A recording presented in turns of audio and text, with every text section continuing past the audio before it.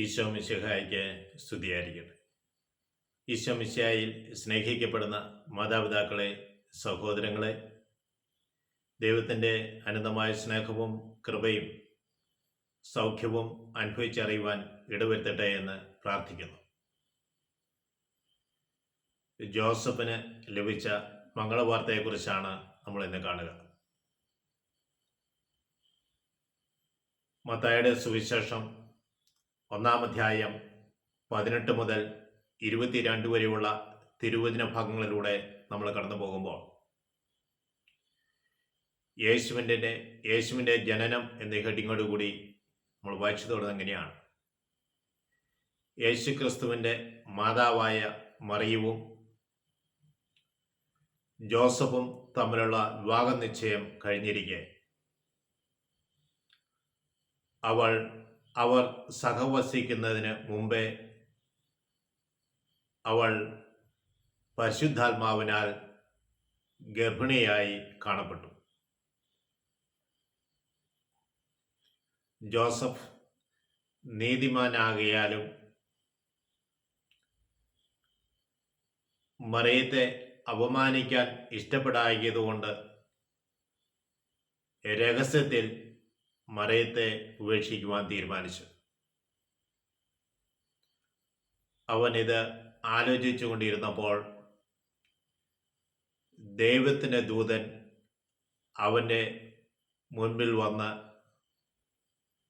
ഇപ്രകാരം പറഞ്ഞു: ദാവീദിന്റെ പുത്രനായ ജോസഫ്, മറിയത്തെ ഭാര്യയായി സ്വീകരിക്കുവാൻ നീ ശങ്കിക്കണ്ട. പരിശുദ്ധാത്മാവിനാൽ അവൾ ഗർഭവതിയായിരിക്കുന്നു. ജോസഫിനോട് ദൈവത്തിൻ്റെ ദൂതൻ പറയുന്ന വാക്കുകളാണ്: മറിയത്തെ ഭാര്യയായി സ്വീകരിക്കാൻ ശങ്കിക്കേണ്ട. അവൾ ഗർഭവതിയായിരിക്കുന്നത് പരിശുദ്ധാത്മാവിനാലാണ്. തുടർന്ന് പറയുകയാണ്: അവൾ ഒരു പുത്രനെ പ്രസവിക്കും. നീ അവന് യേശു എന്ന് പേരിടണം.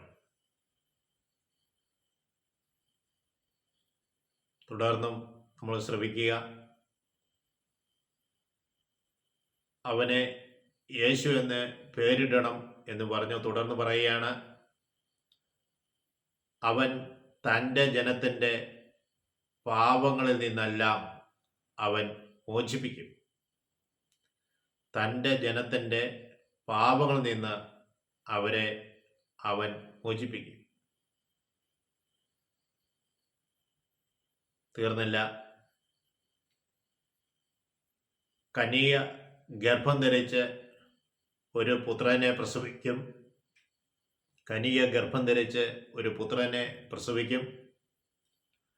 ദൈവം നമ്മോടുകൂടെ എന്ന അർത്ഥമുള്ള എമ്മാനുവൽ എന്ന് അവൻ വിളിക്കപ്പെടും എന്ന് കർത്താവ് പ്രവാചകനിലൂടെ അരുളി ചെയ്തതെല്ലാം പൂർത്തിയാകാൻ വേണ്ടിയിട്ടാണ് ഇത്. ജോസഫ് സ്വപ്നത്തിൽ നിന്ന് ഉണർന്നു. അവൻ മറിയത്തെ ഭാര്യയായി സ്വീകരിച്ചു. ദൈവദൂതൻ പറഞ്ഞതനുസരിച്ച് ദൈവത്തിൻ്റെ കൽപ്പനകൾ അവൻ സ്വീകരിച്ചു. മറിയത്തെ ഭാര്യയായി സ്വീകരിച്ചു. മുന്നോട്ട് ജീവിക്കുക. മംഗളവാർത്ത 3 പേർക്ക് ലഭിച്ചതായിട്ടാണ് നമ്മൾ കഴിഞ്ഞ ദിവസം കണ്ടത്. ആദ്യമേ ലഭിച്ചത് പുരോഹിതനായ സക്രിയായ്ക്കാണ്. രണ്ടാമതായി നമ്മൾ മംഗളവാർത്ത ലഭിച്ചത് ദാവീദിന്റെ പുത്രനായ ജോസഫ്, യേശുവിൻ്റെ അമ്മയായ മറിയത്തിൻ്റെ ഭർത്താവായ ജോസഫ്. സ്വപ്നത്തിലൂടെയാണ് ജോസഫിന് ദൂതൻ പ്രത്യക്ഷപ്പെടുന്നത്.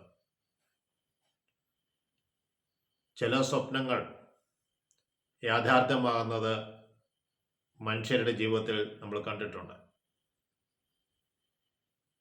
പണ്ഡിതന്മാർ പറഞ്ഞു വെക്കുക, നിങ്ങൾ സ്വപ്നം കാണണം. ആത്മാവിൽ നിങ്ങൾ സ്വപ്നം കാണണം, ജീവിതത്തിൽ സ്വപ്നം കാണണം. ആ സ്വപ്നം യാഥാർത്ഥ്യമാകാൻ വേണ്ടി നിങ്ങൾ പരിശ്രമിക്കണം.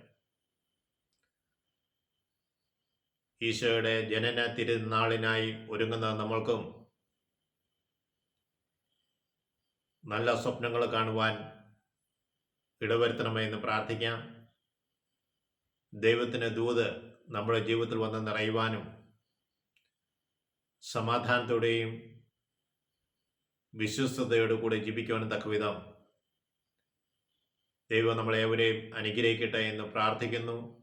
ഞങ്ങളുടെ അമ്മയെ ആശ്രയ മാതാവേ, ഞങ്ങൾക്ക് വേണ്ടി പ്രത്യേകമായ മധ്യസ്ഥം വഹിക്കണമേ. പിതാവിനും പുത്രനും പരിശുദ്ധാത്മാവിനും സ്തുതി. ഈശോ മിശിഹായ്ക്ക് സ്തുതിയായിരിക്കട്ടെ.